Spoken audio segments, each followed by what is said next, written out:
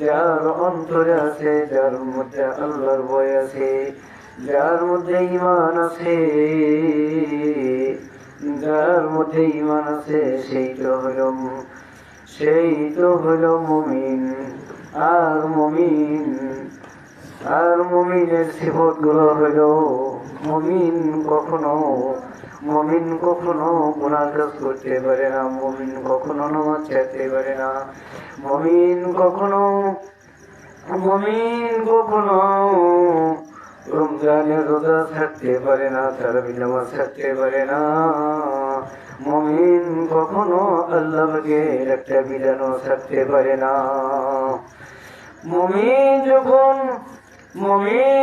মুমিনের সামনে একটা নেক আমল আছে, মুমিন তখন ওই নেক আমলটা করার জন্য চেষ্টা করে।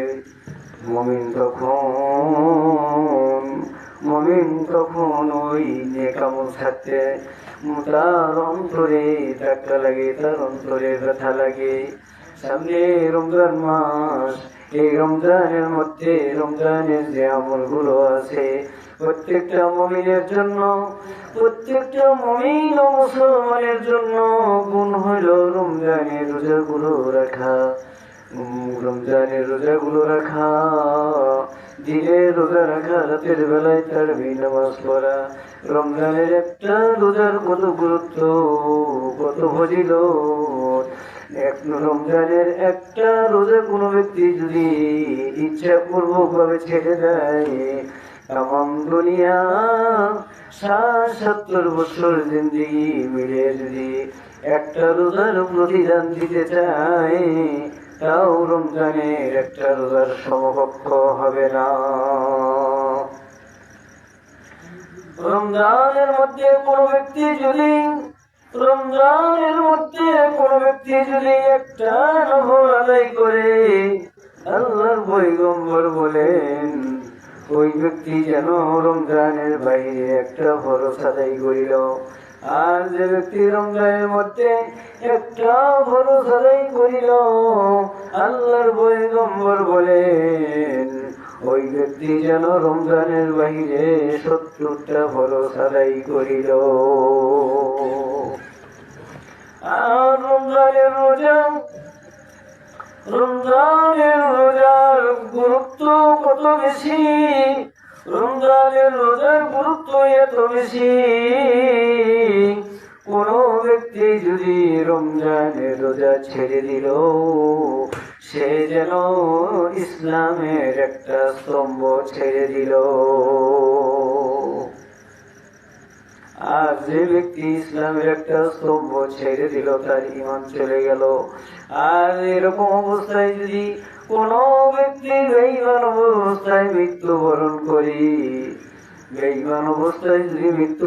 করে, তাহলে তার কবরে জবাবদিহি করতে হবে, আল্লাহর আদালতে তার হিসাব দিতে হবে, আল্লাহর আদালতে তার কাঠগড়িয়ে দাঁড়াইতে হবে।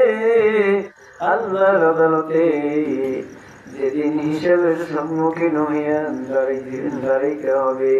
দুনিয়াতে রমজান মাস পাইল, রমজান মাস পাইয়া যদি কোনো ব্যক্তি রমজানের হক আদায় করতে না পারে, রমজানের যদি একটা হক ছেড়ে দেয়, রমজানের যদি একটা সময় আমাদের ব্যথা চলে যায়, রমজান মাসের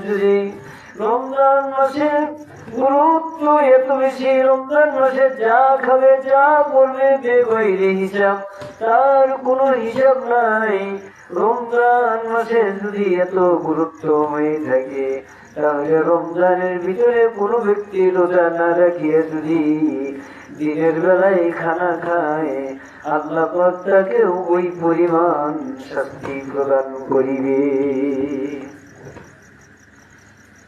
এই জন্য আমাদের এখন থেকে আমাদের চিন্তা করতে হবে, এখন থেকে আমাদের রমজানের জন্য তৈরি হইতে হবে, রমজানের জন্য আমাদের প্রস্তুতি নিতে হবে।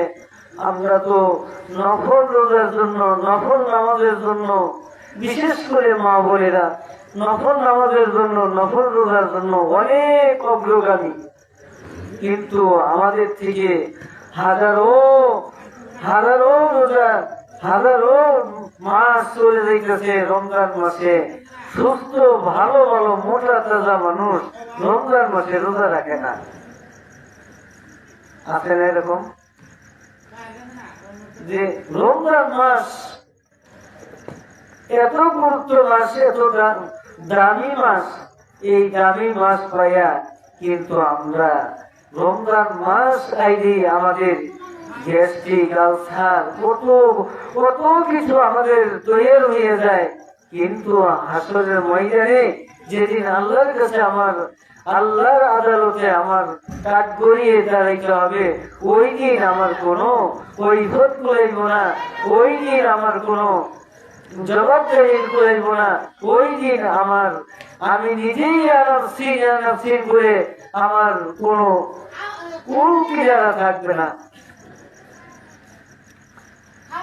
এই জন্য আল্লাহ রব্বুল আলামিন আল্লাহ